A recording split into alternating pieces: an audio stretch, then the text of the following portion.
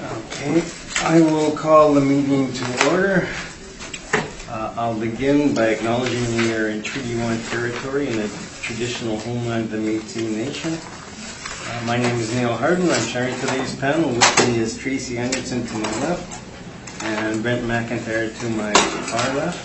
The assessor today is Ryan Valderrama and the recording secretary is Kitty Sutherland.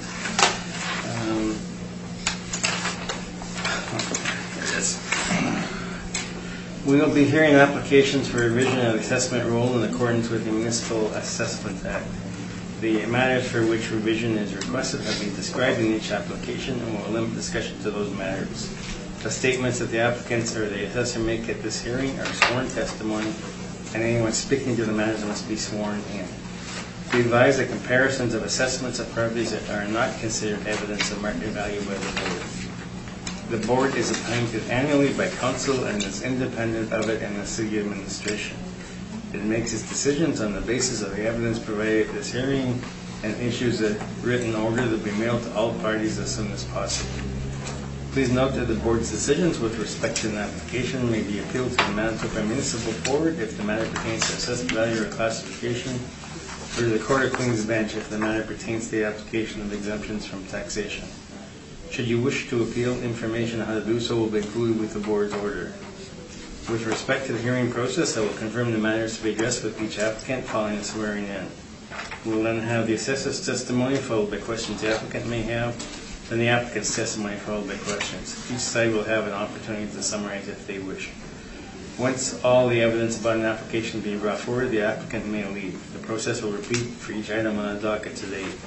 The session will close after all the applications have been heard and the board will deliberate in private and make its decisions. You will receive the order by registered mail as soon as possible. As information, all public hearings are recorded and will be part of the public record. So, Katie, can you swear them in?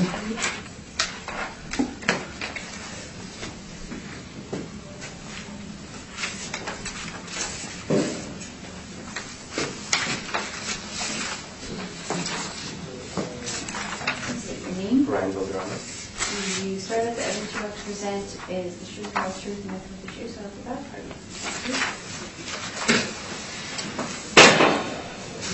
Please state your name. Henry Dubois.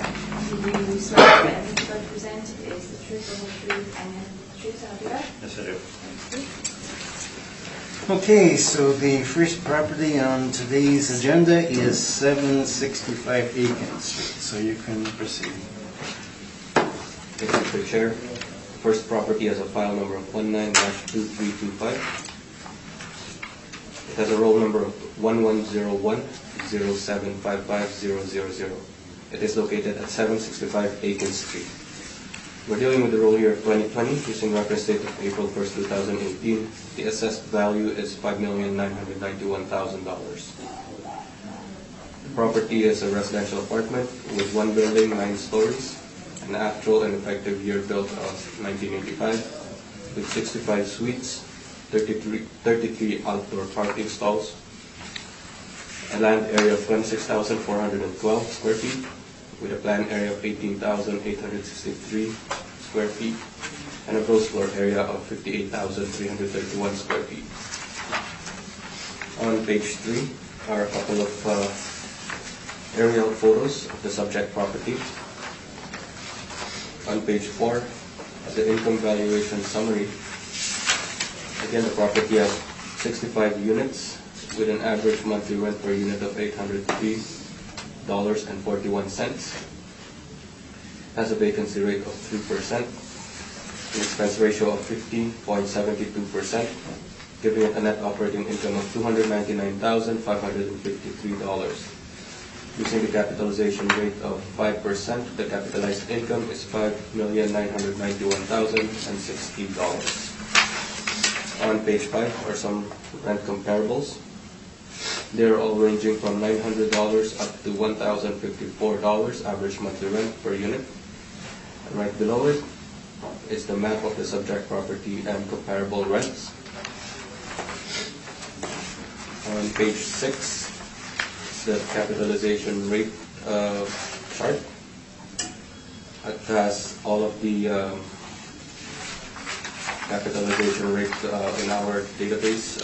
They're all ranging from, if we look at multifamily section, it's ranging from 4% to 7.3%. And then the 20th to 80th percentile is 4.9 to 5.3%, which is the bulk of our sample, or observations, I should say. And if I may just read through it, and then it will be applied to the rest of the properties. A direct comparative capitalization method is used to convert a property's single-year income into an indication of value by dividing the estimated net operating income by an appropriate capitalization rate. Capitalization rates can be derived from the properties that have sold by dividing each property's net operating income by its sale price. For the 2020 general reassessment or general assessment with an April 1st, 2018 reference date, the capitalization rates were derived from model-generated estimates of net operating income and sale prices that were time-adjusted to April 1st, 2018. The ratio statistics for the assessment and taxation departments in producing models satisfy the standards specified and set forth in the Standard on Ratio Studies published by International Association of Assessing Officers. These capitalization rates were further supported by review of industry standard market reports and external property appraisals.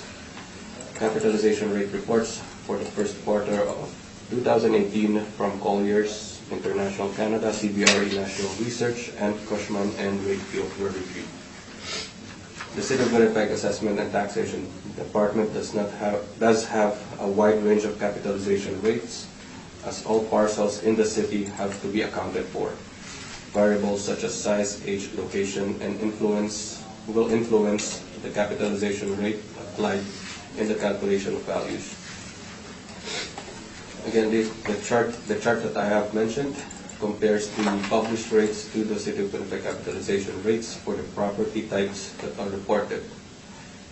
The 20th and 80th percentiles are also shown for the City of Winnipeg data, indicating a narrowed range of capitalization rates used for 60% of the parcels within the specific property type. In many cases, the published rates fall within 20th to 80th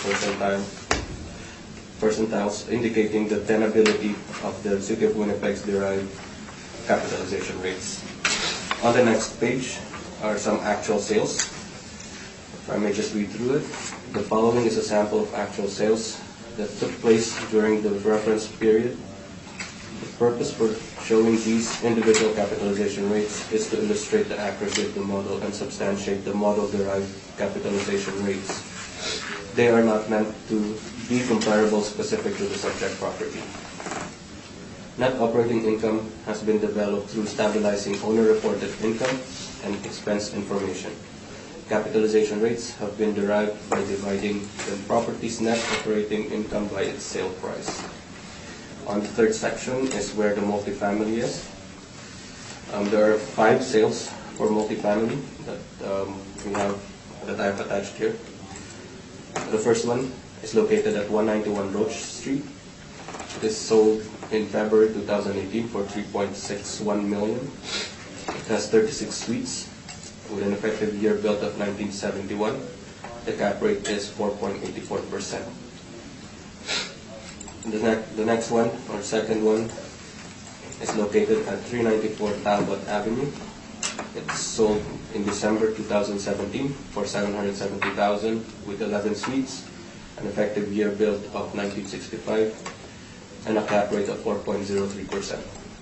The third one is located at 285 Maxwell Place.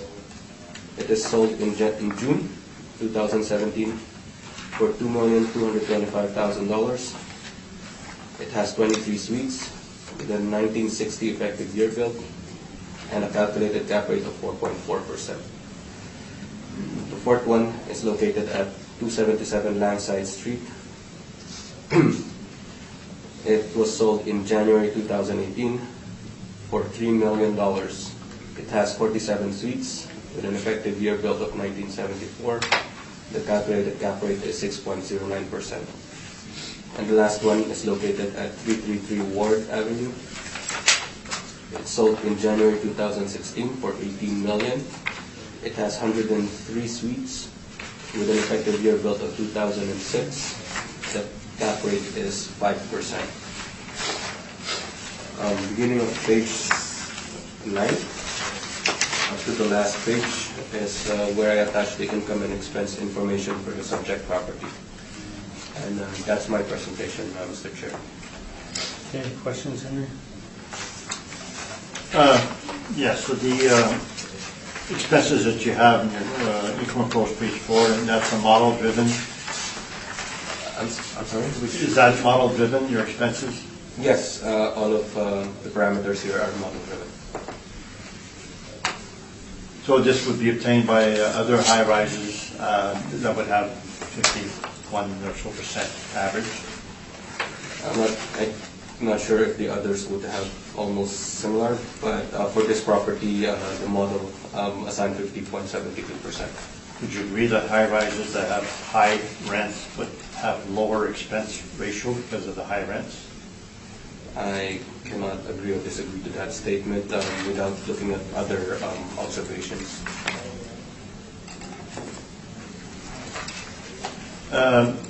Your cap rate's page 7. The 5 comparables, would you agree that the first 3 comparables were bought with the intention to renovate? Again, when we included all of these sales, personally, I wasn't aware of any intention. There were nothing that for us to indicate that it was intended for renovation, so I was not aware of any during the time it was added, or were considering these for cap rate study. Would you agree that as soon as you came out with those comparables months ago, I had a rebuttal indicating that the intention to renovate in the first 3? So you've been made aware of that? Yes. And why did you keep those comparables then? These ones were kept with the assumption that based on the IAAO standards, anything with renovation or intended for renovation may be used as a cap rate comparable to be included in the mass appraisal methodology of assessment. No, on any of those 5 comparables, you don't show your workup or your supporting documents, is that correct? I don't have the income and expense mailers, if that's what you were asking. Or the income approach to show how you arrived at your cap rates? They're not attached, but we use, as indicated in the blurb above, we use the stabilized owner-reported income and expense information. That's all that we're provided here. That's all the questions I have. Thank you. Okay, Tracy, any questions? No questions. Brent? Yes. On the mailer, the gross potential rent is $543,000 and change.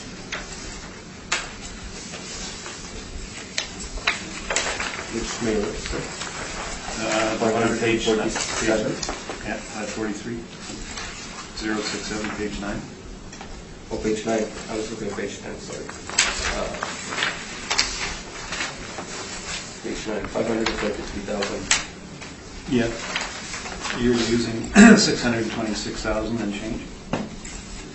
Yes, that's correct. Again, it's a model-derived parameter. Can I interrupt? I don't disagree with the rents. The reason we don't, because it's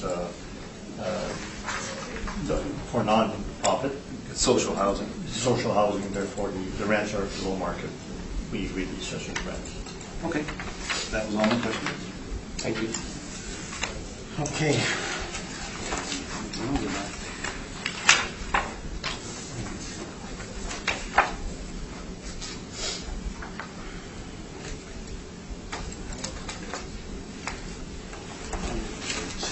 Right. Thank you. You can proceed, Henry. I'd like to present rebuttal on the assessor's cap rate. And maybe one report short, and I'll give you mine after. Okay. Or make sure you ask for it. Make it that.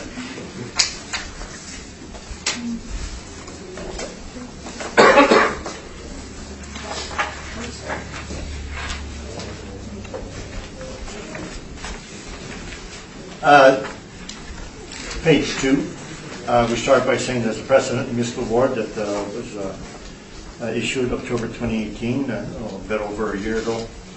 And the board stated there that with 4 remaining comparables, sufficient concerns were raised by the appellant on 3 of them regarding the purchaser's intention to significantly renovate or alter the structures. The appellant produced evidence from the purchasers which makes the board question the use of the purchase price and income information. We were arguing that the purchaser that's buying with the intention to renovate is not basing it on the existing income stream, because the intent to change the income stream, and therefore they're buying on the post-renovated basis.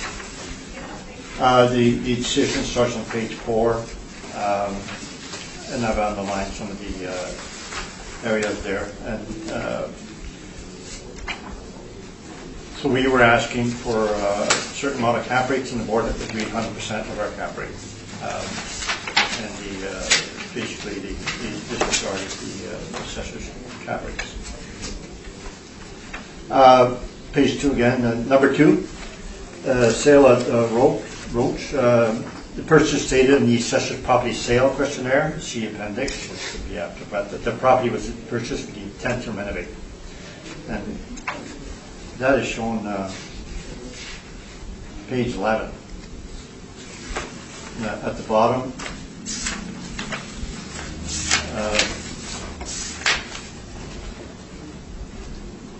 now that question number 16, did you or do you intend to make major repairs or improvement to the property? It said yes. If yes, indicate the date, type, etc. It said 100,000. Now, the assessor asked that in the questionnaires. You would think it should make a difference as to whether they end up using those as cap rates or not. So they were aware of that before they used this as a comparable. So back to page 2. And then we also have the 2017 questionnaire, and it shows that relatively low rents of $663 for 1 bedroom. Repair maintenance study, which I'll give you next, has average rent of $800 for properties, and the low rise, the 60s and 70s. So that had low rent. Number 3 is the sale at Talbot. We have an email from Astroy, property manager, before and after the sale. States that the property was purchased with intent to renovate. The 2016 questionnaire prior to the sale was $537 for 1 bedroom, $650 for 2 bedrooms. And the recent ad says totally renovated with rents of $800 and $900. So they increased the rents by about $300 after purchase, which is quite significant. Number 4, the sale of Maxwell.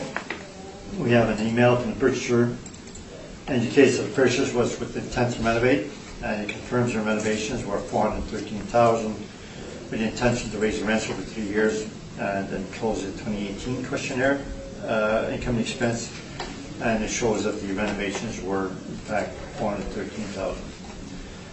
5, the sale on Ward. Our direct evidence is 5.13% versus the assessor at 5%.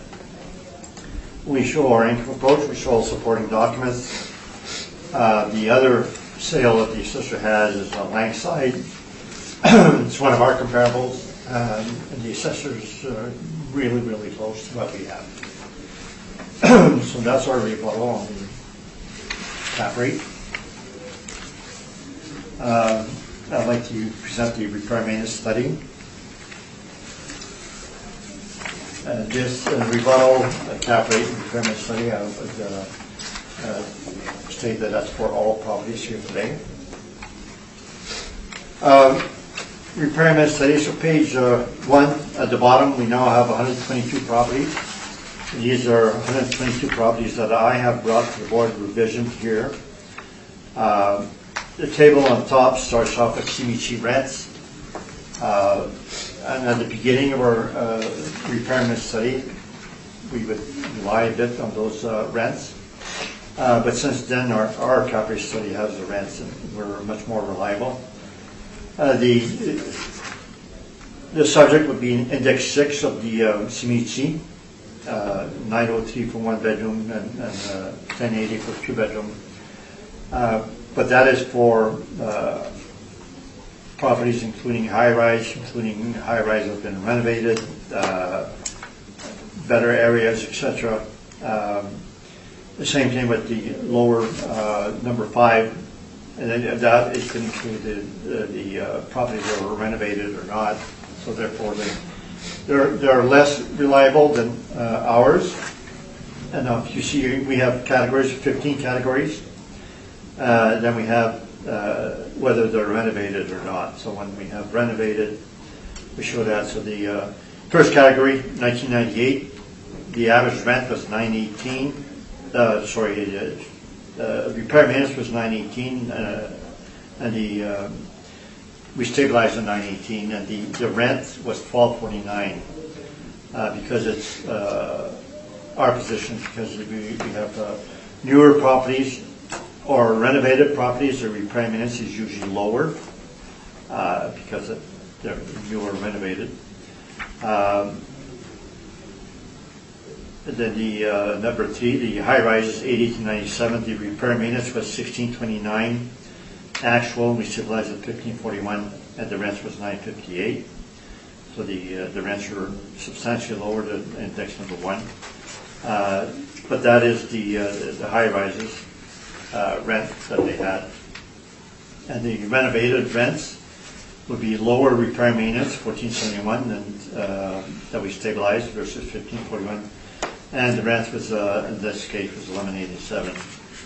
The ones that we have a lot of properties is number 5. There's a high rise, $4679. So there's the older high rises. Average R&M that we stabilized out was $1731. The actual was $2112, and the average rent was $999. And the other category where we have lots is the number 10, 6079. Low rises, 53 properties. Most of them are 5 years, which will show on each one of the pages how many years we had. So that's a lot of items that we have.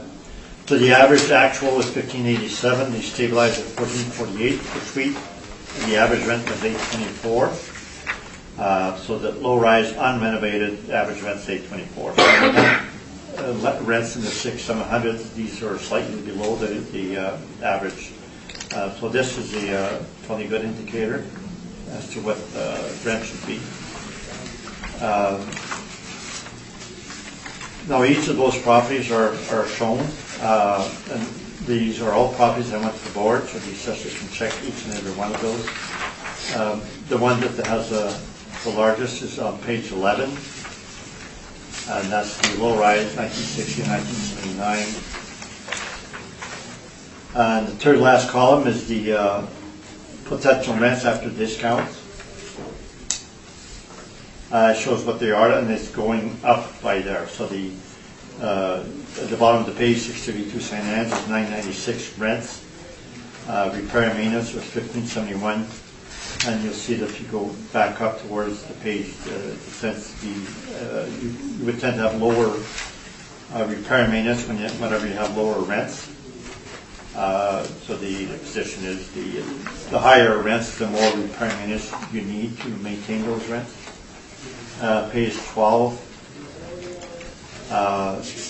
is the last of the 60-79, and so the highest rent was $1090 per suite. That's $1075 Andrews.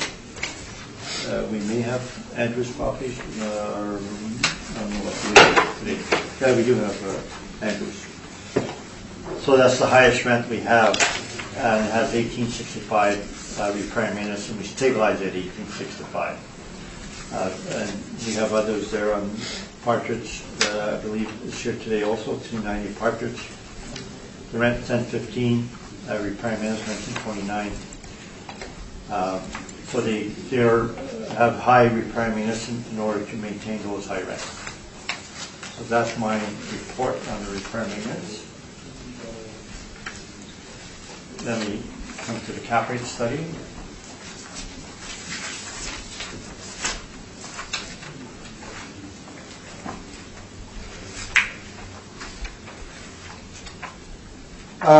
Cap rate study Page 1 shows what we have, cap rates versus what the assessor is for, and we show the categories. Now, we don't have the same age categories as the assessor for, in red, we show the assessor has an age category 60 to 74, and ours is 60 to 79. Then our next category is 75 to 97, then we have 80 to 97.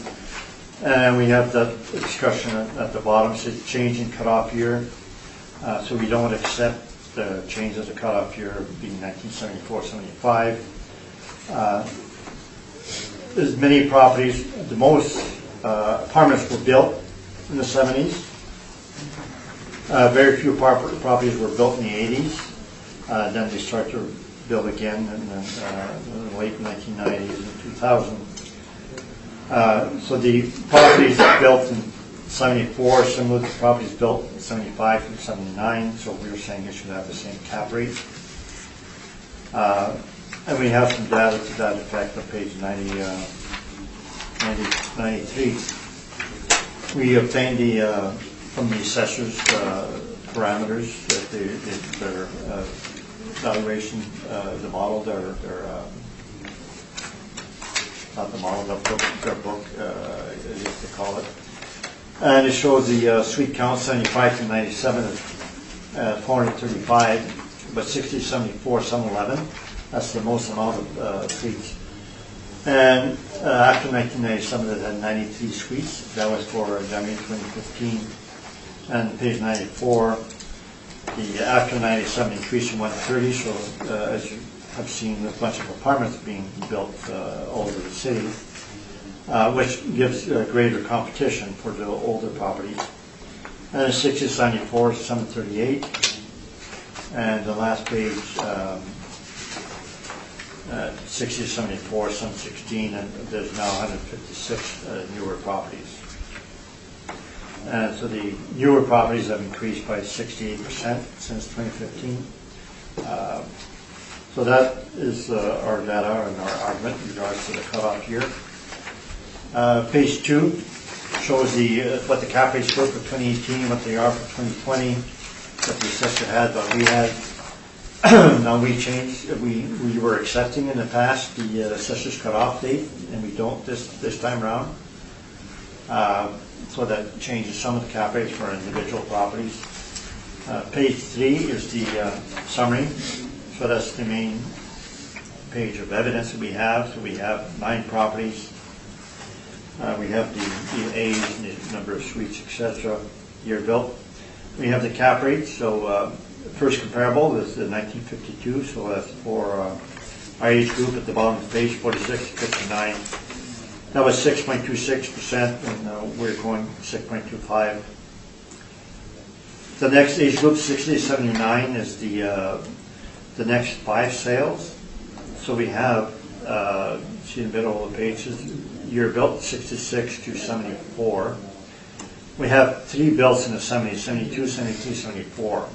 So we believe that those should be comparables also for 75 to 79.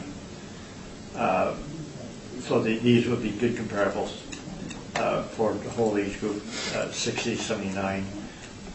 Those 5 properties, the table on the right says they're 6.15. Now we could have gone to 6 1/4 with that. However, we went to 6%.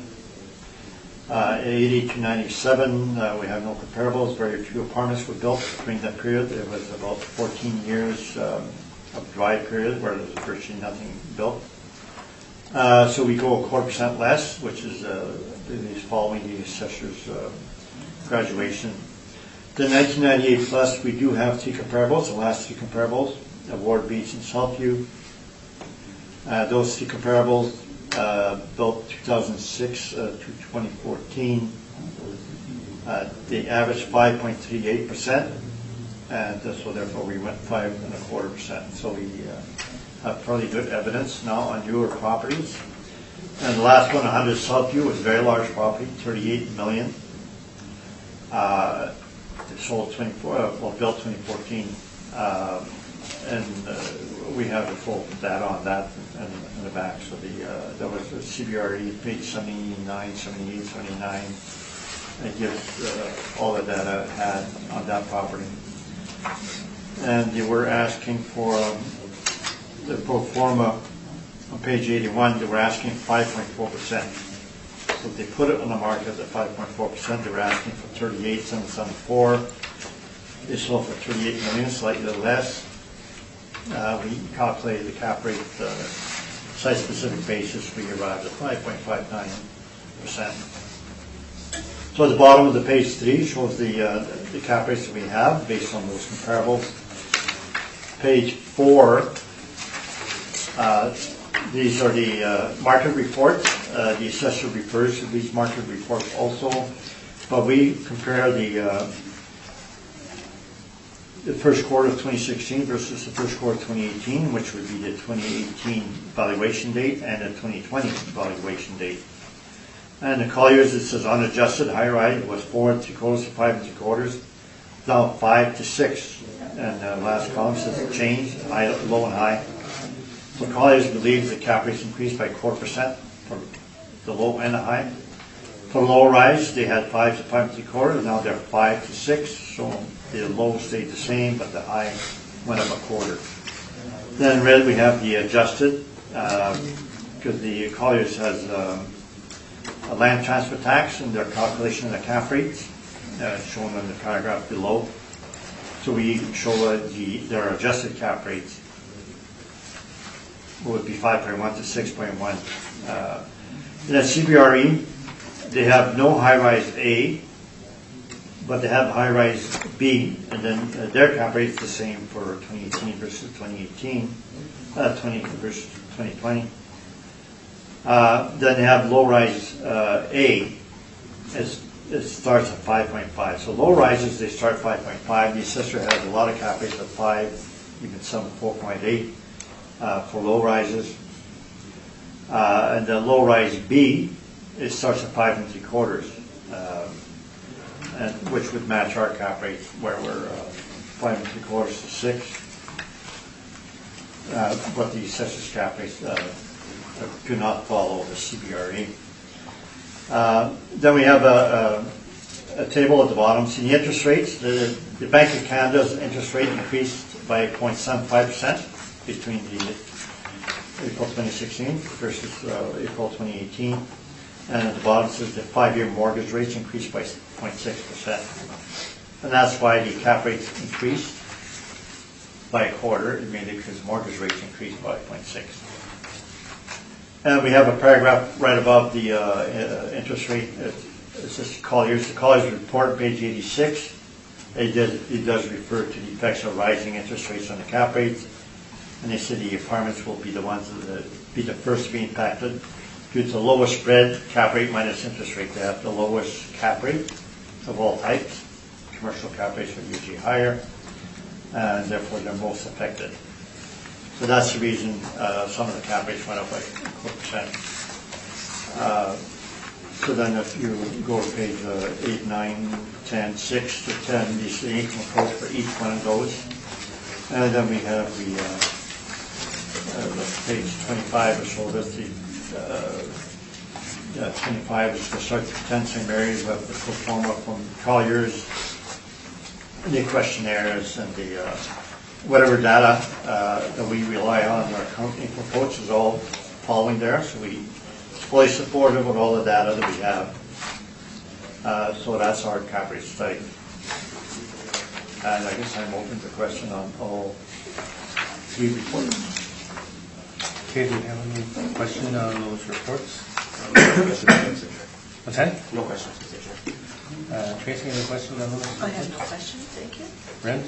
Sorry, I have a question. Okay.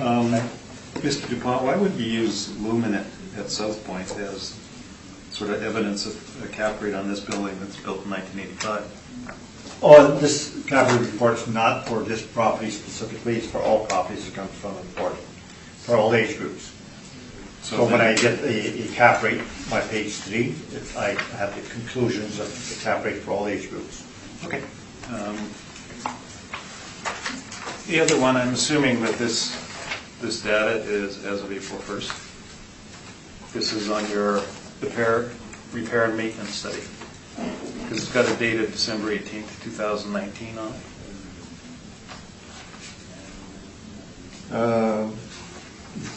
Oh, okay. So I assume that's as of the record date. No, that's when we prepared our report.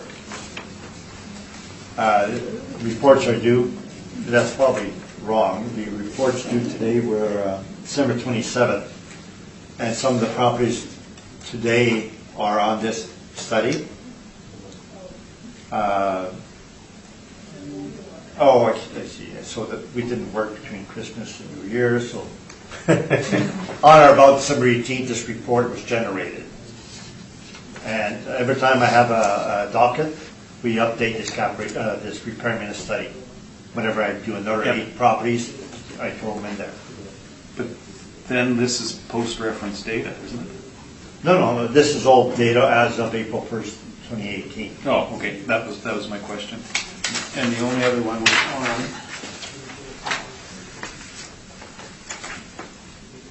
on 191 Roach on your summary. They had The rebuttal?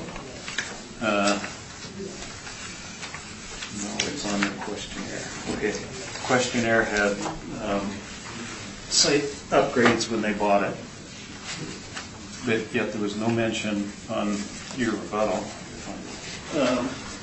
The other ones you included.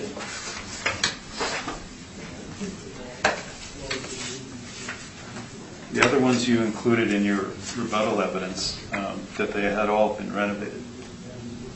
But 191 Roach, you didn't say anything about that.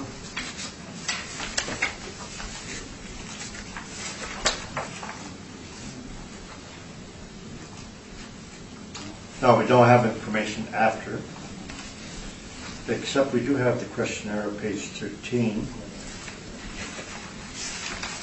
which is the 2017.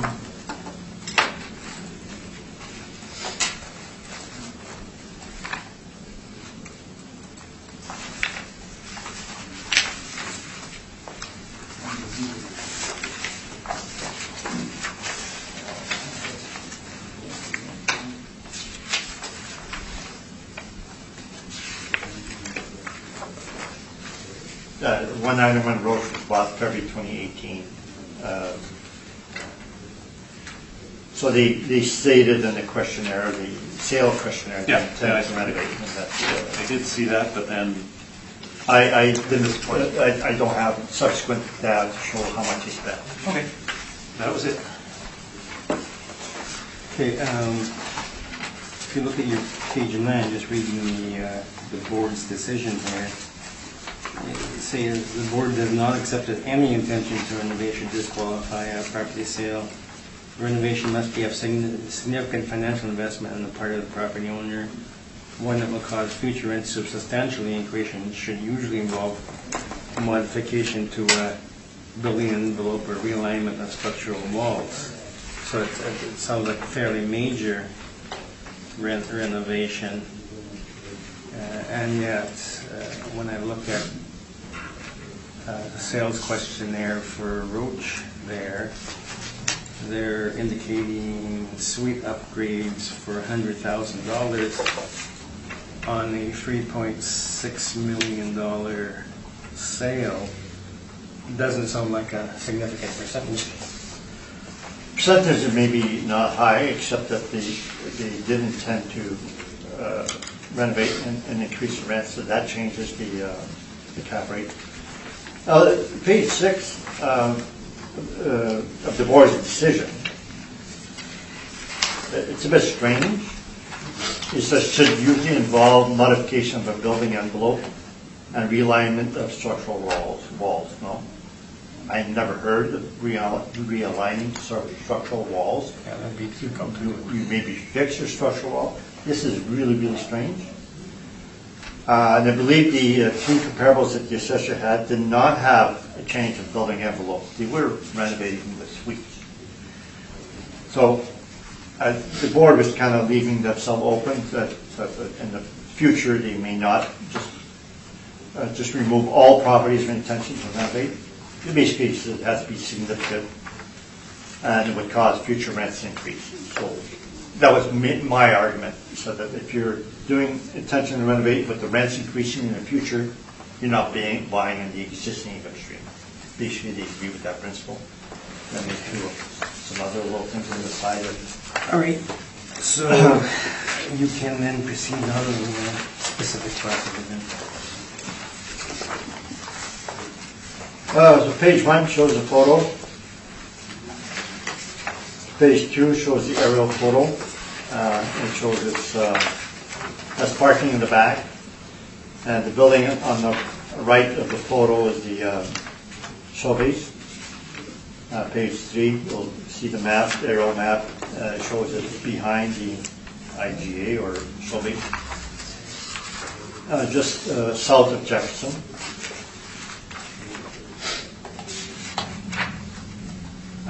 Page 5, the assessor is a burden proof, so they have burden proof on everything, including cap rates.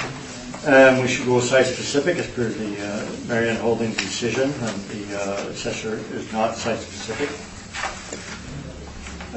So page 6 is a summary of our cap rates. So this property built 1980 to 97 in that age group should have a cap rate 5.75. Page 7. So it shows the line 1 shows the rent, shows vacancy. So the actual rent is 543 on line 3, and we went 626. We're agreeing with the assessor's rent because it's non-profit. We agree with that. So that our line 13 is undisputed. We do dispute the cap rate and the expenses. Now from the questionnaires, these are all the expenses we have, 15, 16, 17, and we stabilize each item on a line-by-line item. So the items that we normally stabilize at the 2017 are insurance and utilities and caretaking. Those are the current. We usually don't stabilize those unless they're erratic. Needs to be stabilized, but the most current year is the most valuable year. Items that tend to be erratic, we go with the 3-year average. So in the case of professional fees or number 17, sundry, we tend to use a 3-year average. Same thing with advertising. Those can go up or down, and they have in this case here, line 19.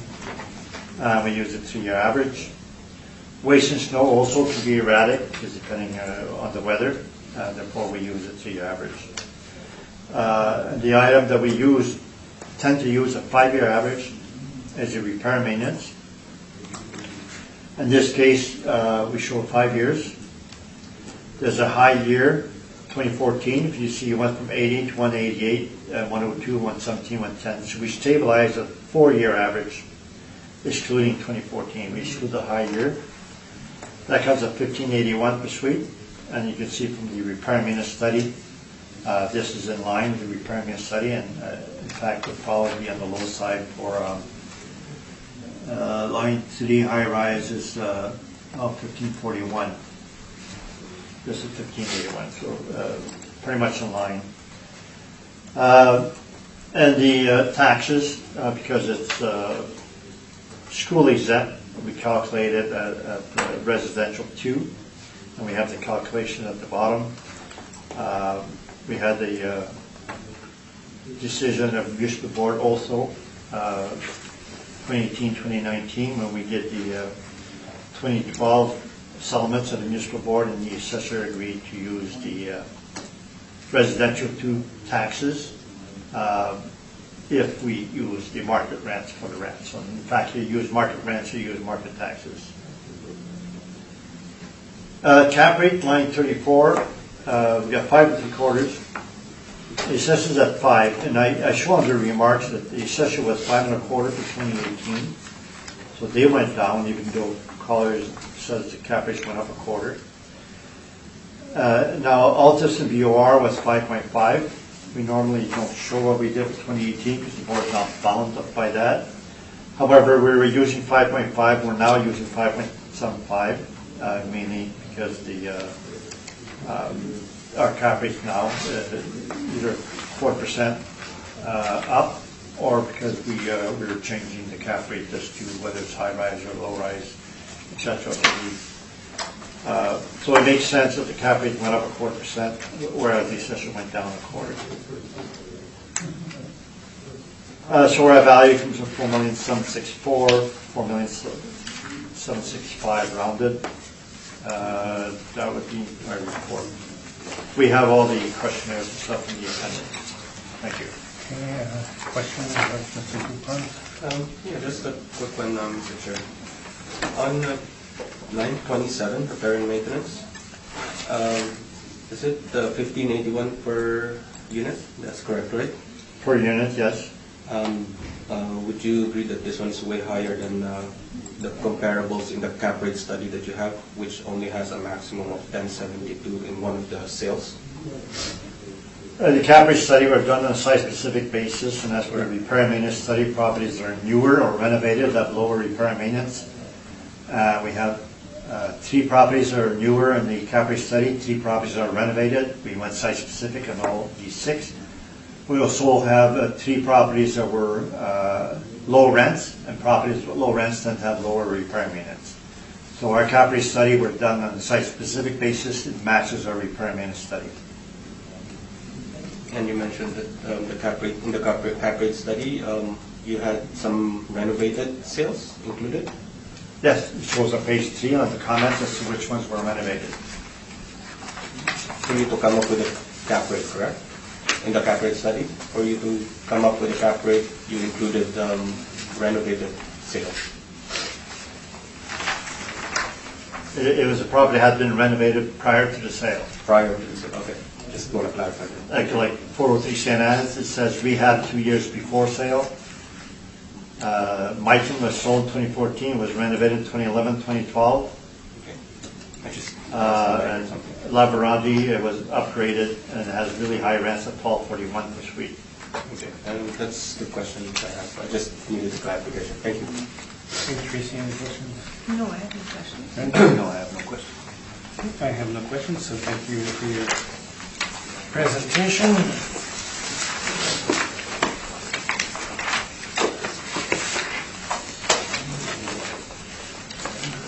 Okay, we come to property number 2, which is 370 Partridge.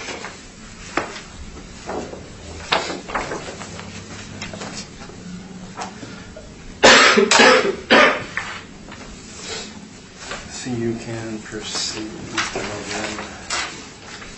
Thank you, Mr. Chair. The next one has a file number of 19-2124. It has a roll number 110-3062-0000. It is located at 370 Partridge Avenue. We're dealing with the roll year of 2020 using reference date of April 1st, 2018. The assessed value is $5,039,000. The property is a residential apartment with 1 building, 2 stories, an actual and effective year built of 1970, with 51 suites, 54 outdoor parking, and a land area of 54,982 square feet. It has a planned area of 16,320 square feet and a gross floor area of 48,960 square feet.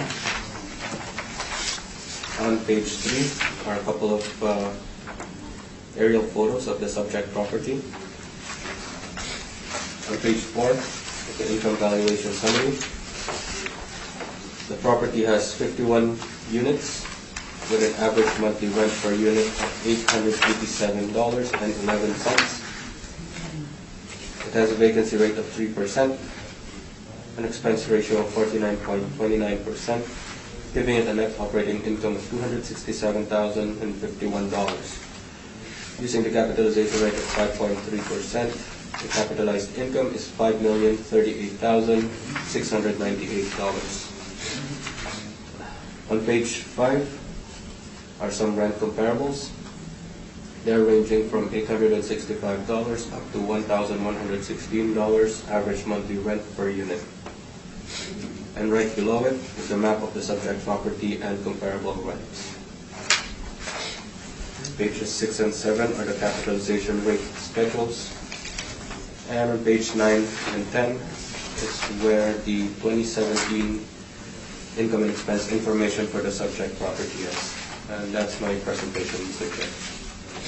Any questions, Mr. Dupont?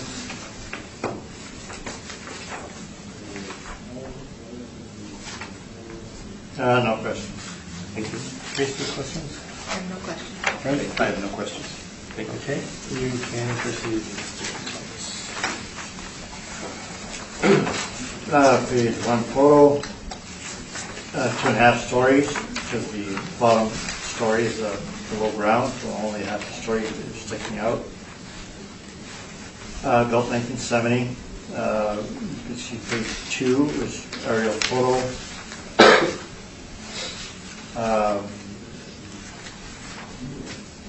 And page 3 shows the map, the south of Leela and east of McGregor, between McGregor and Salter.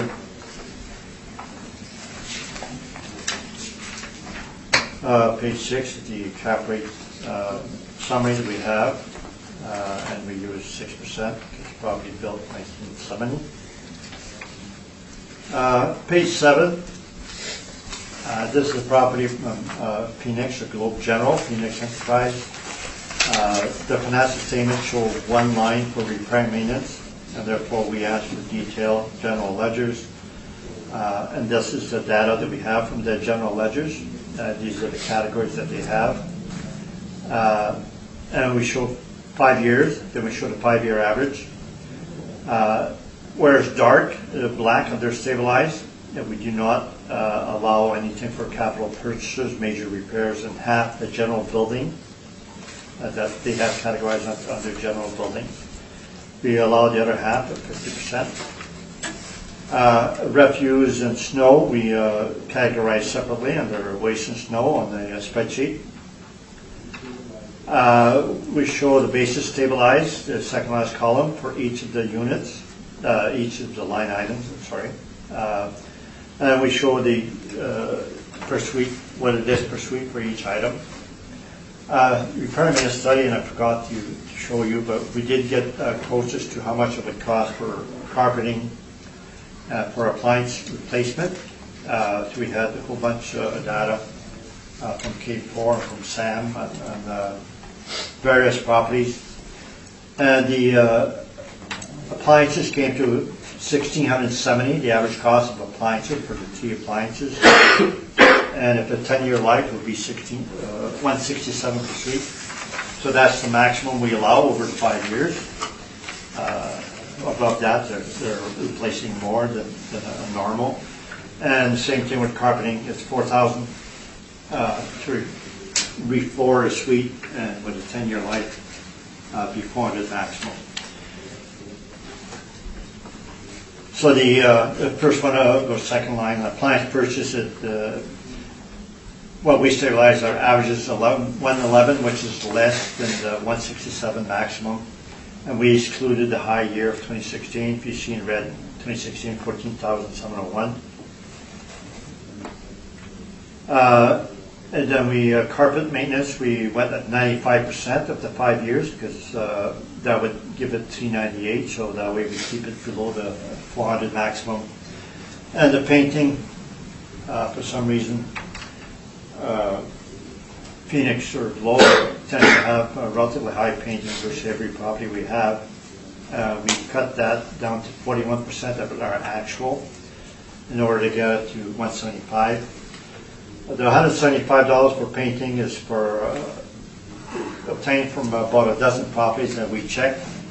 We did the repair or the painting that it had for about a dozen properties, and we came to about 175 maximum.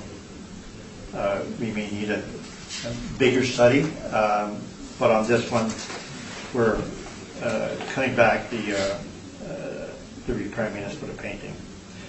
And then for janitorial supplies, we exclude the high year, that's 2013, to get the amount that we stabilize that. So when we have a total, then we show the capex, less capex, and waste and snow, and that is per suite. Is shown, and that is 1996 actual, But when we do the adjustments, when we stabilize, we have maximums, etc., we end up at 1645. If you go to our repair and maintenance study on page 11, you will find this property. If you look at the column, the rent for subject property is 903. So if you look at the third last column for rent of 903, you'll see 370 Partridge. And it shows actual 1996 per suite and 1645 as they're stabilized. That's how we put all properties on their repair and maintenance.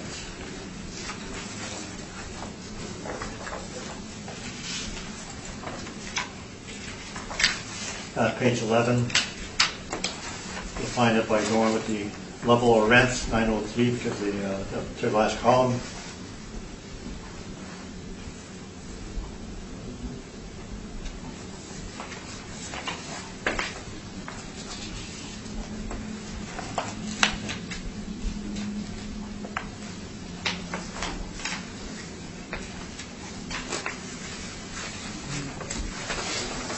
So if we go to page 8 now. Actually, we can go to the financials quickly. So to page 12, you see that's the financials that they give to the assessor. It shows the rent, shows vacancy, which is good. A lot of things don't show vacancies, and they show parking and laundry. For repair maintenance, is one line only, 102,000 and 253,000. And because they do not detail R&M, we find that just too difficult to stabilize when you don't know the details, so that's why we get the general ledgers. So page 8.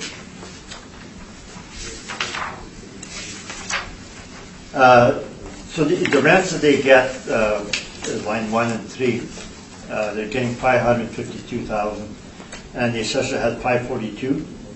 Naturally, the assessor bill has, their 542 includes laundry and parking. The actual vacancy that they had, line 4, we show 5 years, so we can show the trend of vacancies. So they increased their rents in 2016 to 2017 from 539 to 552, and that caused vacancy to go up 5.1. So the market's pushing back in the rent increase. So we stabilized at 3.5%. The 3-year average that it had. Then line 9 and 10, we add actual laundry and parking. So line 13, we're higher than the assessor, we're 567. If you could see that they actually received 553 in 2017, so we're higher than what they actually received, mainly because we stabilized vacancy less. We don't allow for bad debt. Our vacancy is vacancy and bad debt. So we're 40,000 higher than the assessor on the EGI. We stabilized the expenses a normal way, that certain items we go 2017, as we stated, insurance, utilities, caretaker usually. Taxes also, in this case we don't need to adjust the taxes. And those we go with the 3-year average, is more the erratic ones, the professional fees in office. Advertising, and waste and snow, those are standard stabilization. Repair maintenance, we went through the process before, 1645 per suite, which would be pretty much in line with the repair maintenance study. It has high rents, much higher than the 800 or so for that age category. So part of that is that they're spending a lot of money to maintain those rents, so I believe the 1645 is well supported. So we get the 6% cap rate. So our NOI, after we allow for expenses, so our expenses are, line 31, are higher than the assessor, and offset the rents, which are higher also. So we end up with less NOI and the cap rate of 6%. It comes to a value of 219, and that's my report. Okay, questions? No questions. Basic questions? No questions, thank you. No questions. Okay, thank you for that.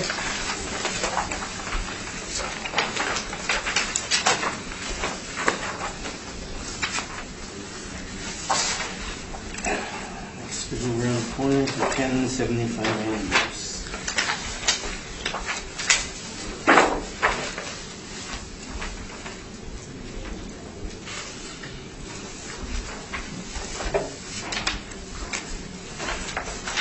Okay, so you can proceed. Mr. Chair, the next property has a file number of 19-2910. It has a roll number of 1103060000. It is located at 1075 Andrews Street. We're dealing with the roll year of 2020 using reference date of April 1st, 2018. The assessed value is $4,991,000. The property is a residential apartment with one building, 3 stories, an actual and effective year built of 1974. It has 48 suites with 58 outdoor parking stalls.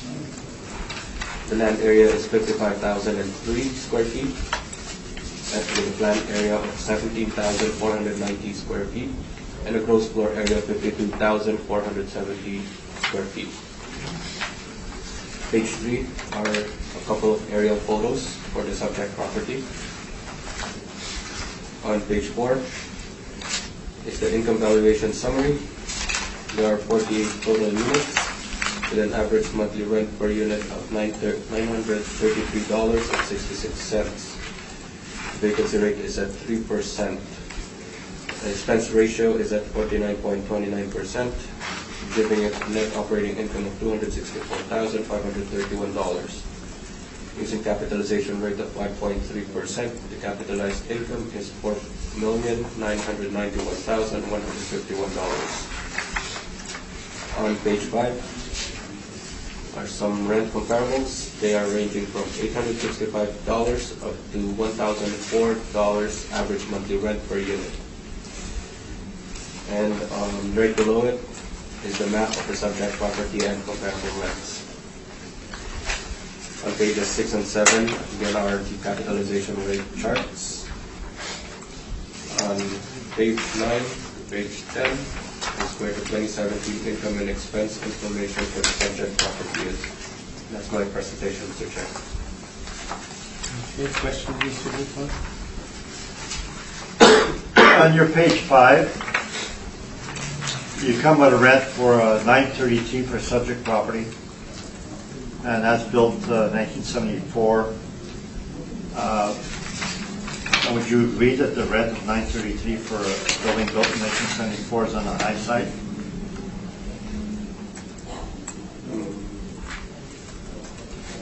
Or above average? Well, this is average, I think. It's within the range of what the mark or what my comparables are, and it's model derived. Would you agree that your model, you actually adjust your model by looking at the financial statements to get close to what the financial statements indicate? The procedure is we get all of the INEs and then we plug them in the computer and then we create the model out of it. So yeah, but isn't there a whole bunch of properties are actually adjusted after the model? Adjusted meaning we do. Well, the average rent for that age group is probably around 800. Yet you use 933 for this one, so it would be site-specific adjustment. I'm not sure with the 800 one, but I cannot disagree or agree with what you're asking. But looking at the comparables that I have there, it's within the bracket. Well, you chose comparables of properties that were likely upgraded or highly maintained, like the subject. These are not the normal for that age group. It would show in the effective year built if there was a significant upgrades that were done. So, questions? Thank you. Okay, Tracy, questions? I have no questions. Right, thank you. I have no questions. Thank you. Okay, I have no questions, so you can proceed, Harry. All right, so Paul's to walk up. They've done some of the steel walls on top of the concrete block. They did that after it was built to avoid having to repaint the concrete block all the time. To the bottom is still a concrete block. Page 2 shows the aerial photo. 3 shows the map again, so it's near the Leela partridge, so it's Andrews at partridge. Cap rate, we're saying it should be 6%. Subject assessor, page 7, assessor's at 5.2%. We're at 6. Now, if you look at the rents that we have on our page 7, assessor gross rent per suite, actual is $10.90 per suite. Now, if you look at the rent each year, line 3, they went from 567, 589, 627. So that year they raised the rent quite a bit. The year before they had raised the rents and they got 8.2% vacancy, and then they ended up at 14.9% vacancy. So they have very high rents, and the market has pushed back. So we stabilize at the actual rent received. And then we stabilized all the items as the normal way, the actual 2017 for insurance, utilities, caretaker and taxes, and then we go 2-year average for some of the erratic items.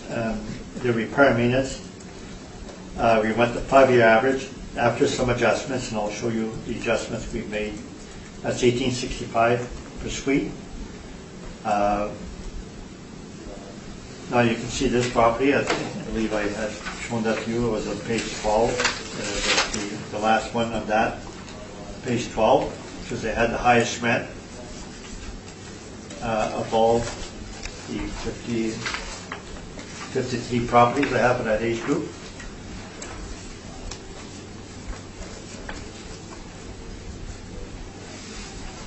So page 11, just starting with the financials, says 2017. They show the repair maintenance there as one item, $125,000. So then we obtain the general ledgers on page 12. And then here they show the discounts as part of the general ledgers, and that's part of what we use in our spreadsheet. Then I have a whole bunch of notes here. They were shown on top the appliances, the maximum we have 167, flooring 400, counters 250, and painting 175. So the appliance, I have the notes, first note, 152 per suite, so that's okay, that's below 167. The carpet is 162, and that's okay.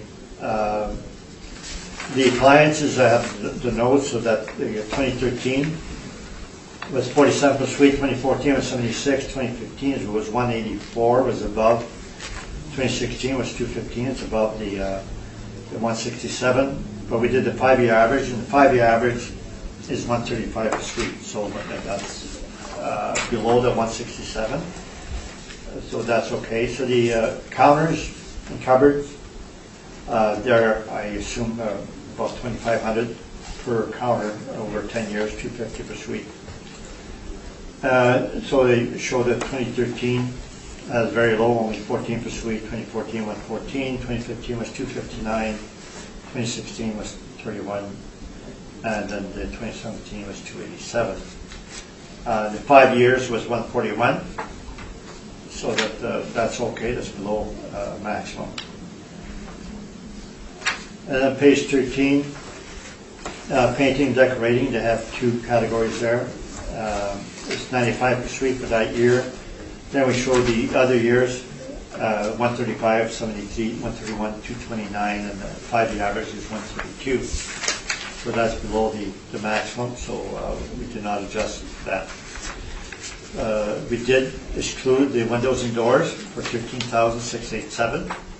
The waste and snow, naturally, we have that their own category. So page 15 is the 2016. And then we showed what the carpeting and the counters and that's what we had shown for 2017. And we showed a total at the bottom.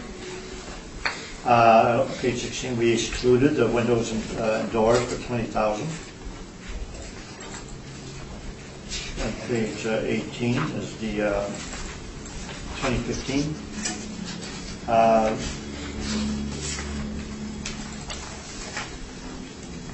No, it says allow 91%, allow 10%, that's wrong. I did calculations on the first page, should be wrong, where I did the 5-year average instead, and I found that they were within the maximums. We excluded the roofing, 76,000, showing that in red. We excluded the windows and doors for 10,000.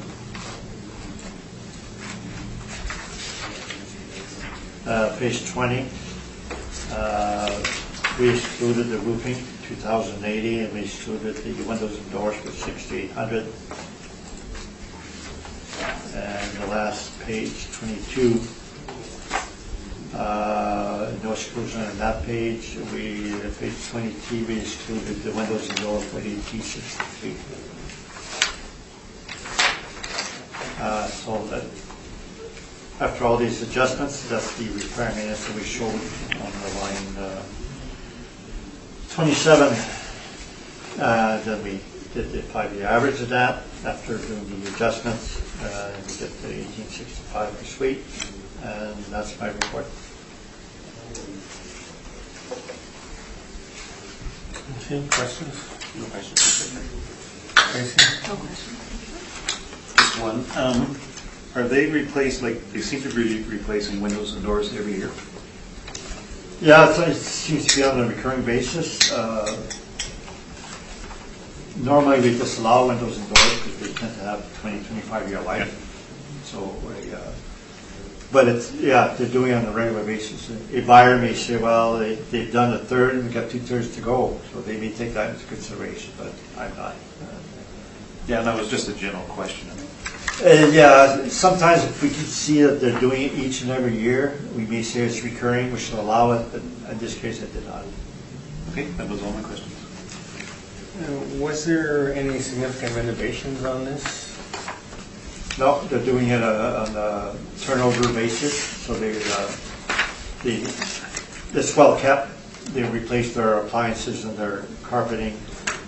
Cape Forest told me that their carpeting, their program is to replace every 7 to 8 years. Not every property manager does that or owner, but that's what they do. And that's one of the reasons they can ask for the high rents. They also tend to have big suites. So you see the gross floor area is 52,000, and they have 48 suites, so they have over 1,000 per suite gross floor area, and that costs more money for carpeting, etc. Yeah. And I was just wondering, because the rent increases seem to be above the guidelines. I haven't worked out that. Yeah, they're pushing the rents. It's not because of one-time renovations. They compare 1 year to the next, so that's why you get your rent increase.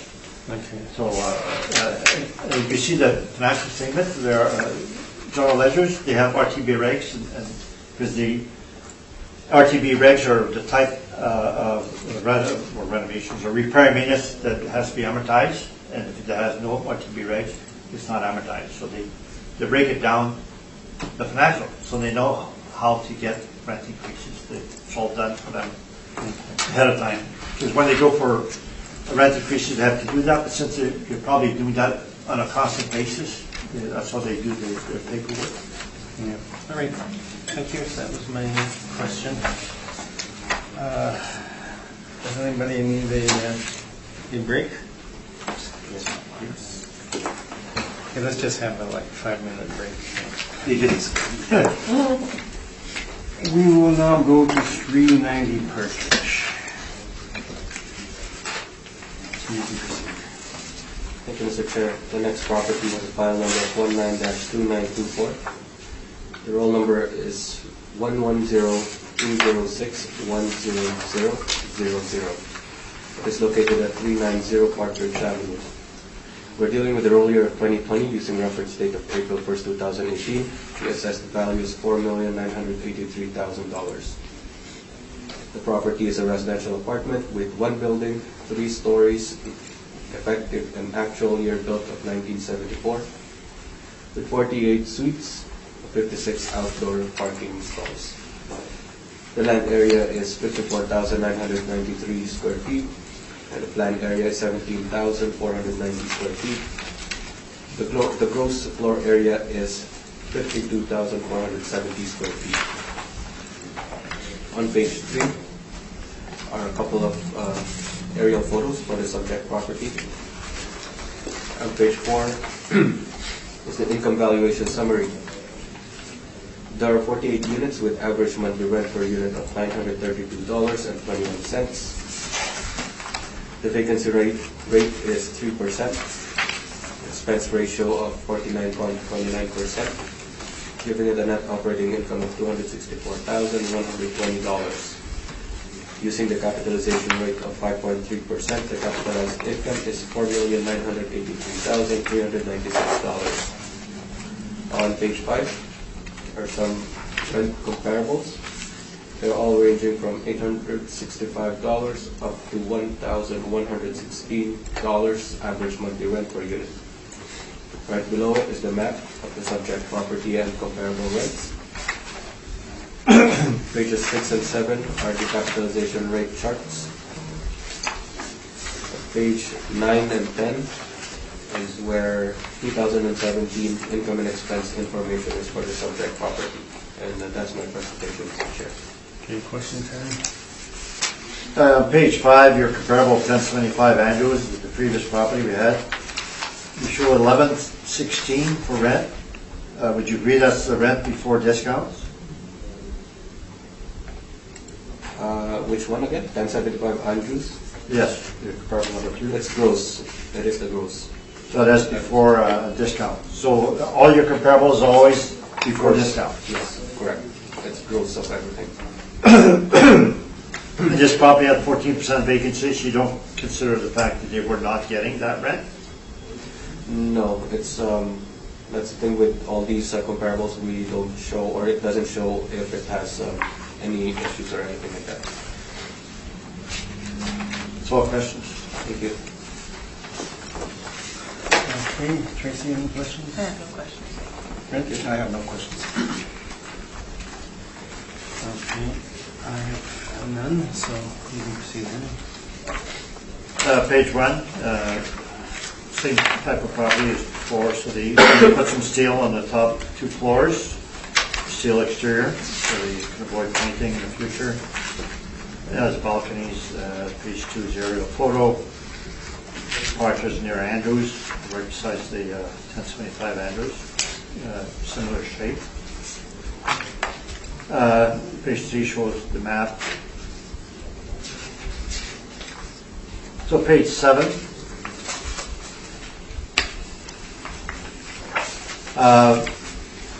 You can see 48 suites also in 1974. And they had some discounts in 2017. They increased the rents by about $50,000 that year, so about 10%. Previous year, they had 4.3% vacancy. After raising the rents again, they got 4.1% vacancy. So they were pushing the rents, and the market was pushed back, not that bad. So so we stabilized at 4.1% that they got. So that's $10.15 per suite rent. It was quite high. Line 27, the repair units, we got 1949. This property shows up on the page 12 of the repair unit study.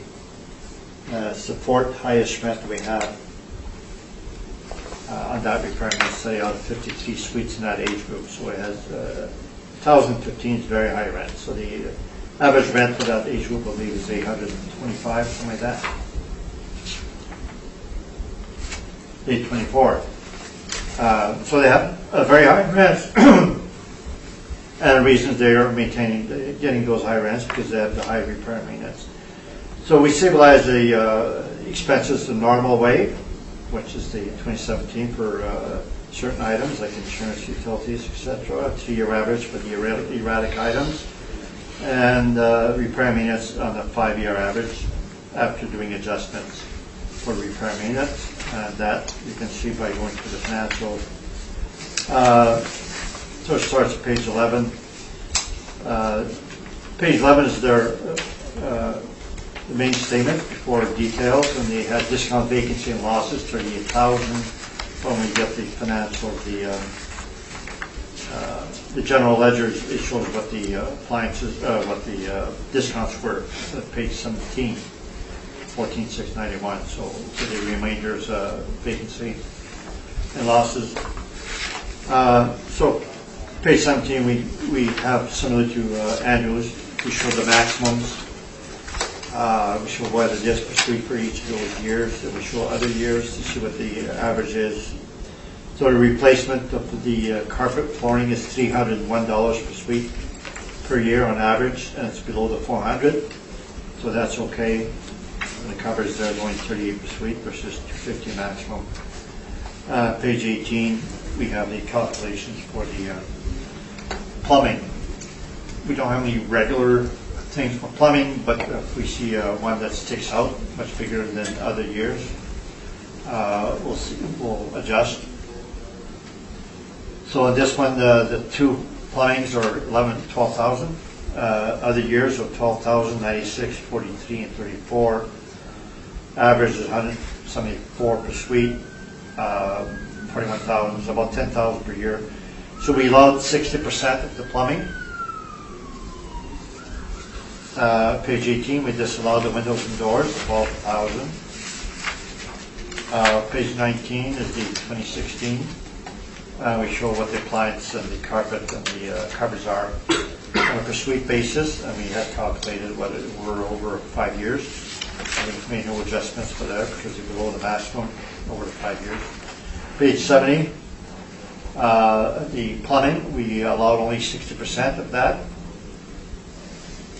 based on our calculations. Painting, we showed that the 5 years was 140, which was below the 175 maximum that we put, so we allowed that. And we disallowed the windows and doors at 30,408. We disallowed professional fees, 6602. Professional fees is usually allowed under the administration part, but not under repair and maintenance, because usually that's a fee that's required to do renovations or upgrades. They will pay some professionals for some studies, etc. So we disallow the professional fees there. Page 21 is the 2015 statement. So they had high carpeting that year, but it's okay because the 5-year average was at 301, so we allowed that. The plumbing, 9,600, we allowed that because the 5-year average was 10,000, I believe, when we calculated. We disallowed roofing at 2362, and we disallowed the windows and doors, 2,500. Page 22, we disallowed the roof of 89,000, and they had a 2,300, also roof, which we disallowed. And then we disallowed windows and doors for 6,100. Page 23, we disallowed the big plumbing of 30,000, but we allowed the other two plumbings, which came to 3,487. And page 24, there was no adjustments there. So that's the adjustments we did on our analysis of repair and maintenance. And so on page 7, so that came to 1929 per suite after making all these adjustments to repair and maintenance. And that's our report. Any questions? No questions. Tracy, questions? I have no questions, thank you. I have no questions. Just on the repair and maintenance, just looking at the, it seems to be 2015 and 16 were significantly higher than the other years. Was there a reason for that? Is that true? 15 and 16? Yeah, about 30,000 higher than the next highest. The collars and covers were at 250 per suite. They were right at the maximum. The carpets and floor, 385, close to the maximum. Other years were a bit lower, I believe. And 2015, the carpet was 502 per suite, so it was on the high side. So over the 5 years, it was 301. So they spent more on the carpeting and counters that year, 2015.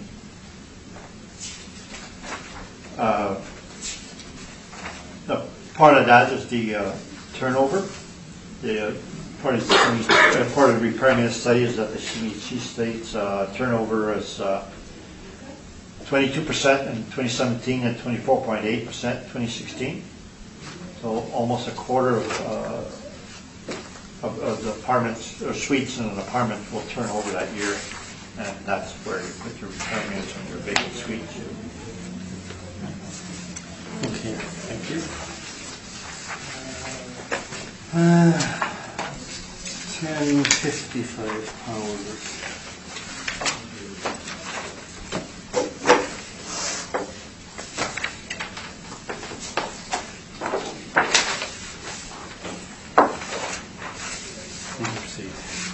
Mr. Chair. The next one has a file number 19-3410. It has a roll number 110-302-00000. It's located at 1055 Powers Street. We're dealing with the roll year of 2020. It's in reference date of April 1st, 2018. The assessed value is $4,884,000. The property is a residential apartment with one building, 2 stories, an actual and effective year built of 1970, with 51 suites and 49 outdoor parking stalls. The land area is 49,877 square feet. The planned area is 15,025 square feet. And the gross floor area is 45,075 square feet. On page 3 are a couple of aerial photos of the subject property. On page 4 is the income valuation summary. There are 51 total units with an average monthly rent per unit of $859.90. It has a vacancy rate of 3%, an expense ratio of 49.29%, giving it a net operating income of $258,860. Using the capitalization rate of 5.3%, the capitalized income is $4,884,151. On page 5 are some rent comparables. They're ranging from $865 to $1,116 average monthly rent per unit. And right below it is the map of the subject property and the comparable rents. Pages 6 and 7 are capitalization rate charts. And on page 9, the last page, is where the 2017 income and expense information is for the subject property. That's my presentation, Mr. Chair. Okay, any questions, Page 5, your rents. You got that 1075 Andrews again, so it's the highest rent probably that you could find for that age group, is that correct? Yes, correct. Thank you. That's all questions. Okay, Tracy? Thank you. Fred? The mailer has a gross potential suite income of $644, and the city's at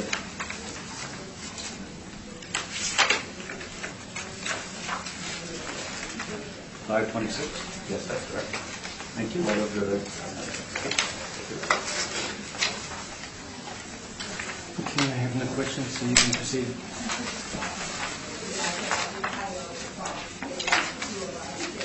Page 1 photo, got the steel exterior, and I believe that would be likely the same to the K4 properties that were built with concrete block, and it was difficult to keep painting them all the time, so they covered that with the steel. Page 2 aerial photo, page 3 is the map, Parker's the area, all the same area. So page 7, our spreadsheet. Now the line 1, the potential rent is showing $639,000, but they had discount $63,000, so about 10%. They had vacancy 90,000, bad debt 8,500. Once you add the laundry, line 13, it's 485. So there's a big difference between the potential and the final effective gross income. Now they got 485, but we stabilized at 525. So we're higher than the assessor, which is at 510 for the AGI. Now you can see that the rents in line 1, it was 549, and they made a big increase in 2016, 562 to 614, and they made another increase in 2017, 639. There again, they're pushing the rents. Market pushed back, and we stabilized at the three-year vacancy of 10.1. They had 15.7% vacancy actual in 2017. They had a high amount of bad debt also, 1.5, so that'd make it like something like 17.5% vacancy of bad debt. But we stabilized at 10%. The expenses, we stabilized to a normal way, so default of virtually all the items. The year 2017 for certain items, a 2-year average for others. The repair maintenance, we went with the 5-year average, excluding the high year of 2014, which is 135,000. Other years, it was a bit erratic. 2016 was low, 50,000. Other years, 50,000 is 1,000 per suite. Other years were higher, so it was quite a bit erratic for this property, which is 1737 per suite for stabilized repair maintenance.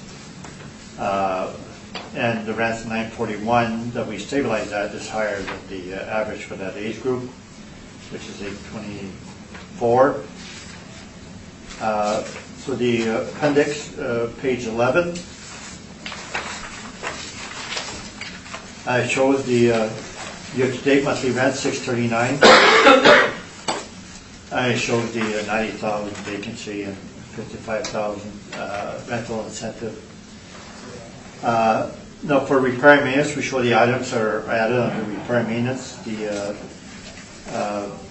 The plumbing was 18,427 that year, and I showed the 2 other years prior to that was 18 and 15, so we did not change it. We disallowed realty tax appeal, $520. Pest control is 11,000, and the prior year, 2016, was $746, so they had a high amount of pest control that year, and only $289 for 2015. So we allowed 20%, which would be about $2,000. Page 12, we're still in 2017. The turnover repairs was 47,000, which is relatively high. The 2016 was 7,400, 2015 was 34. We allowed 40%, which would be about 16,000. Carpet and flooring is 906 per suite, which is much higher than 400. So we allowed the 40% to get it to 400. 16 and 15 is question marks because the categories did not show carpet separately. The turnover paint, we allowed 13,597 instead of the 28. It was to get to an average of 175, which was 2016, 2015. Comes to 296 average for the 3 years.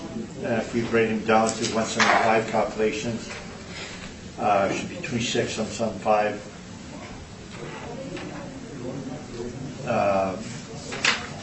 So that's how we got that calculation. Fragrance stove is 222. That 3-year average is 144, so we did not touch that. Page 14 is the 2016 statements. The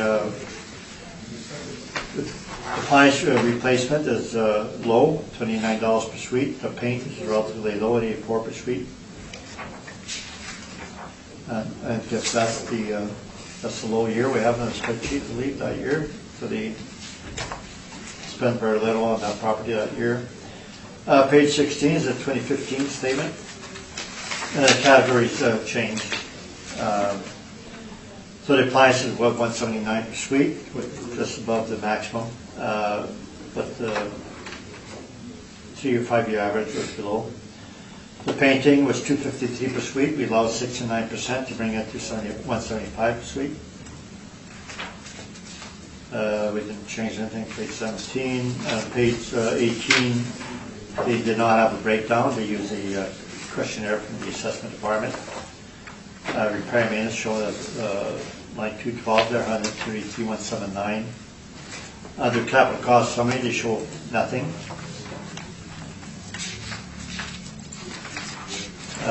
Page 21 is the 2013 questionnaire. There again, it's the assessor's questionnaire. It has no breakdown of repair and maintenance.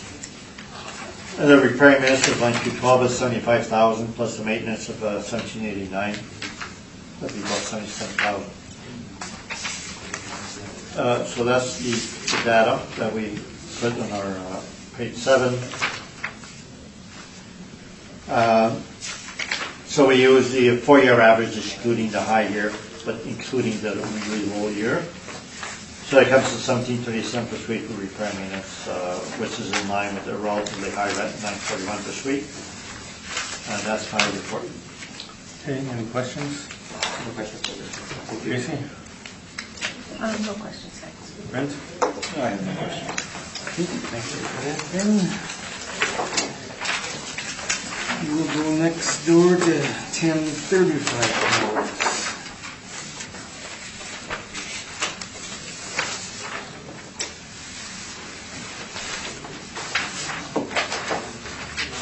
You can proceed. Thank you, Mr. Chair. The next property has a file number of 19-2926, has a roll number of 110-302-04000. It is located at 1035 Power Street. We're dealing with the roll year of 2020 using reference date of April 1st, 2018. The assessed value is $4,161,000. The property is a residential apartment with 1 building, 2 stories, an actual and effective year built of 1969. It has 45 units or suites with 45 outdoor parking stalls. The land area is 43,332 square feet, land area of 13,075 square feet, and a gross floor area of 39,225 square feet. On page 3 are a couple of aerial photos of the subject property. On page 4, the income valuation summary. There are 45 units with an average monthly rent per unit of $830.25, a vacancy rate of 3.0%, an expense ratio of 49.29%, giving it a net operating income of $220,530. Using the capitalization rate of 5.3%, the capitalized income is $4,160,943. On page 5 are some rent comparables. They are ranging from $865 up to $1,116 average monthly rent per unit. Right below it is the map of the subject property and comparable rents.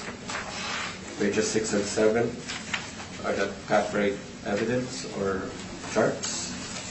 Pages 9 and 10 is where 2017 income and expense information for the subject property is. That's my presentation, Mr. Chair. Any questions for me? No questions. Thank you. No questions for me, Mr. Chair. I'm just trying to write down something. Me too.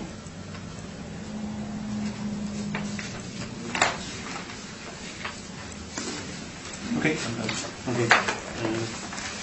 All right, you can continue. Page 1. It's a bit different than the other ones, so it's 2.5 stories, or 1/2 stories below. And it's 10 stone front, so it doesn't have the concrete block and or the steel. Page 2 shows area photo. Page 3 shows the map, so it's still in the same area, but it's not on the busy street. Off the busy street. So it's slightly below the partridge. Page 7.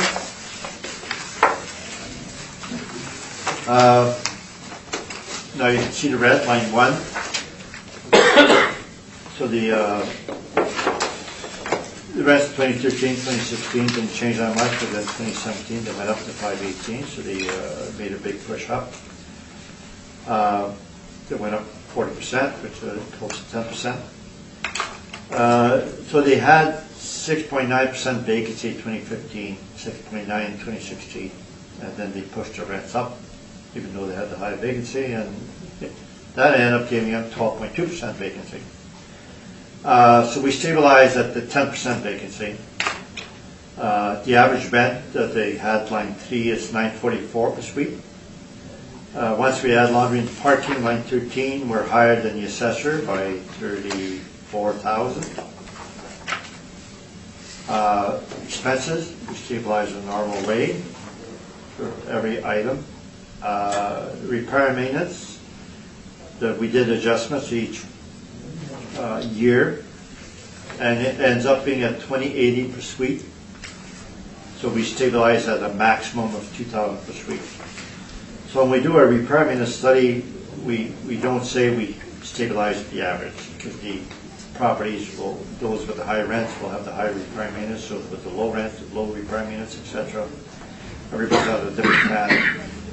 But we use a repair maintenance study to come to a maximum. So we do have a maximum for low rises on or about 2,000, except for the garden suites or the properties with frame, which would be higher repair maintenance. So this property, we give it a maximum of 2,000 per suite. Now we can go to the appendix, page 12, 2017. So the appliance was $598 per suite for that year, which is certainly above the $167.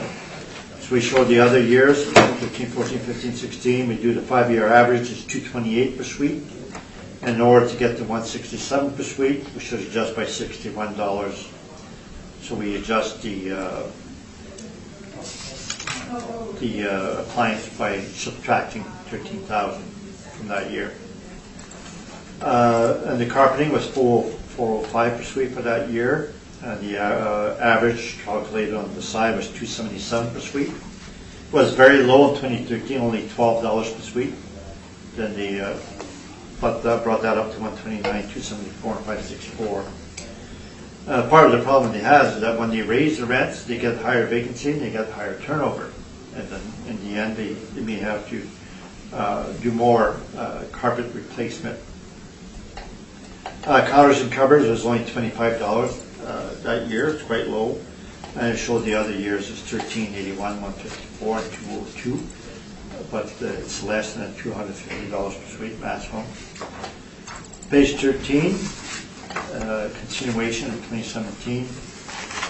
The painting was $291 per suite. So we adjust 181 minus 175. We adjust by we took off 270. Does that make sense? 13. The other years are come to 181 per suite, which is very, very close to the 175 average. Yeah, so we only need to adjust by $6 to get. So we took off 270. That's what we did. Plumbing, $34,000 is pretty high that year. The years at 26, 12, 18, 13. 5 years, $260 per suite. We adjust by 34,572, which is removing all of it for that year. It would be 23,000 for 5 years, 106 per suite. So we disallowed the full plumbing that year, except for the regular plumbing. We disallowed the roof, 6,000. We snow is categorized separately. Page 15. We show what they are per suite, and we had calculations of 5-year average in prior years, so we made no adjustments. Page 16. Painting and decoration was $256 for that year, and over the 5 years it was $181. We had adjusted the other year by $6, so we made no adjustments for that year. But we disallowed the boiler maintenance of $12,000. Page 18, we show what the ARPA suite, those items. Page 19, we show the painting, plumbing. In 2017, we say C2017 for the plumbing. And we disallowed the windows and doors for $18,000 that year. Page 21, we show the per suite, and we see C2017 for adjustment. The painting at the bottom is $176 per suite, because that's the maximum. Page 22, we made no adjustments. 2013, the appliance and carpeting was very low, counters was very low, like they hardly spent any money that year. And painting was very low, $17. No adjustment, page 25. So that our page 7, we show that the 2015 is very low, it's $53,000. They were hardly spending any money on appliances and counters and flooring. So the 3-year average is shown that we have the average right after 2017 is $110,000, so that they stepped up the repair and maintenance as well as they stepped up the rents. So they were averaging $110,000 for those 3 years, but we stabilized at a maximum of $2,000 per suite, brought it down to $90,000. That's our report. Any questions? No questions, Mr. Chair. Tracy? No questions, thank you. No questions. Thank you. All right. Come to our last property on the docket today, which is 350 Leo.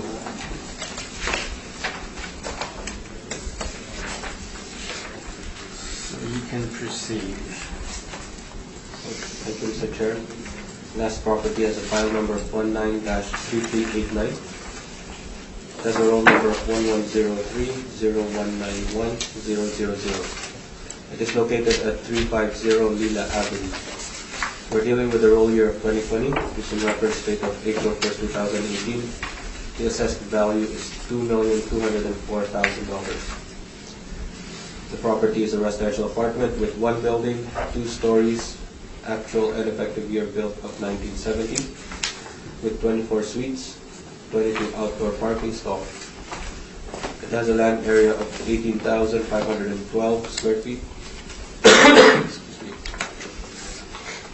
Land area of 7,460 square feet and a gross floor area of 22,380 square feet. On page 3 are a couple of aerial photos of the subject property. And on page 4 is the income valuation summary. There are 24 units with an average monthly rent per unit of $824.72.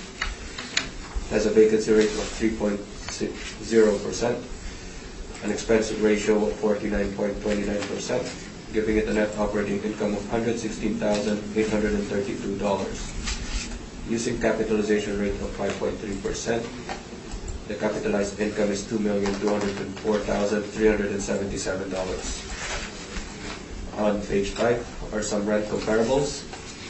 They're ranging from $817 up to $1,116 average monthly rent per unit. Right below it is the map of the subject property and the comparable rents. On pages 6 and 7 are the capitalization rate charts. Pages 9 to the last, up to the last page is where the 2017 income and expense information for the subject property is. And that's my presentation, Mr. Chair. Any questions, Henry? Your page 5, your rent comparables.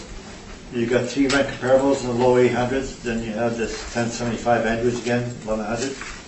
Yes. Why are you showing the high one all the time? I'm sorry? Why are you showing this high rent comparable all the time, 1075 Andrews? I was going for the suite mix on this one, well, which I normally do too. I try to look for more on 1 and 2 bedroom units within the area.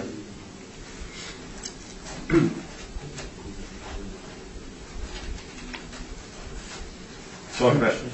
Thank you. Anything, Thank you. no. You have that, so you can proceed ahead. Thank you. Page 1, the photo, 2.5 stories, so the bottom suite is half below ground, and it's got the center stone exterior. The reduction we're asking is relatively large, from 2.2 million to 1.2 million. Page 3 shows where it is, but it's page 2, it shows it's right at the corner of the Alberta. So it's basically two busy streets.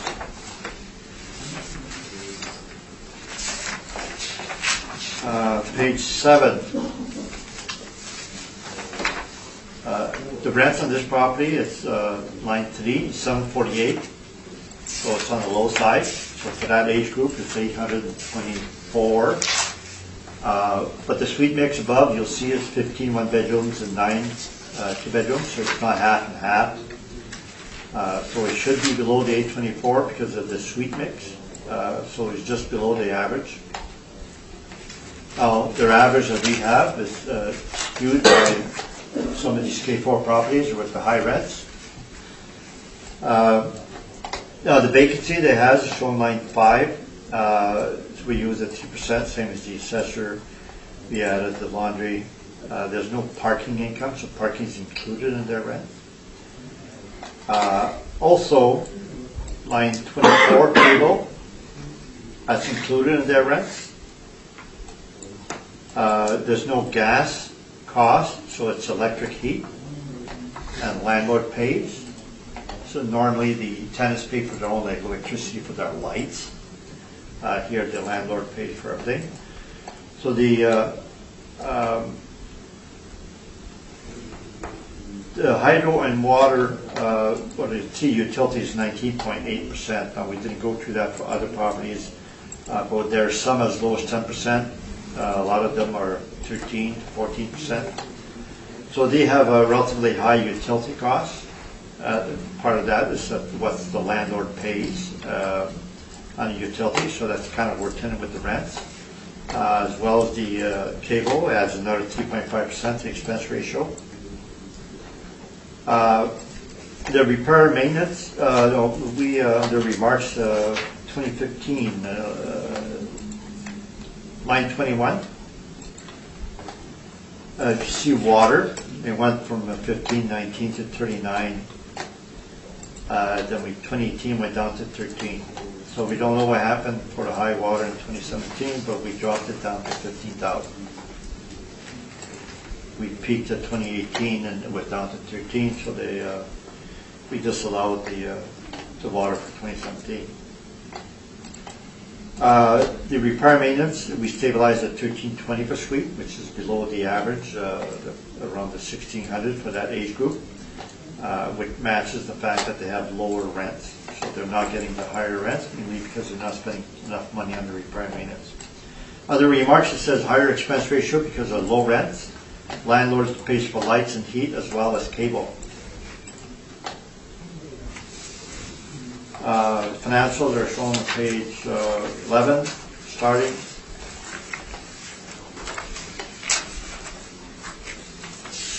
Security deposit recovery, that's damage recovery, it's 100,000. We allowed that as page 12, which is an unusual item, but we allowed that.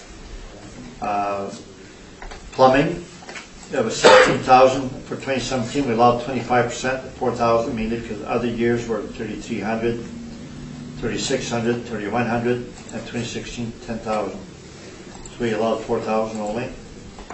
Repairs and maintenance in unit, we allowed 25%, which is about 6,000. The flooring was only 43 per suite. The painting was only 63 per suite. Page 12. The carpets, there was 167. And the in-suite flooring was 43, so that's about 200 overall. Appliances was 207. The 3-year average is 108, so we did not touch it. We did not adjust it. Page 13, the plumbing, 10,000 for 2016. We allowed 50% there again because we had shown all the 4 or 5 years under 2017. Other years were, if you recall, were 3,000 above. The unit repair and maintenance, we allow only 25%. Appliances for fridge and stove is only $46 per suite. No adjustment on page 14. Page 15 is the 2015 statement. The appliances were only $72 per suite. There's no adjustment there. Or the next page, page 17 is the 2014 statement. No adjustments made that page, or the page after, page 19 is the 2013 statement. No adjustments made, because we have breakdown of all the items, no adjustments on that page. Go back to page 7.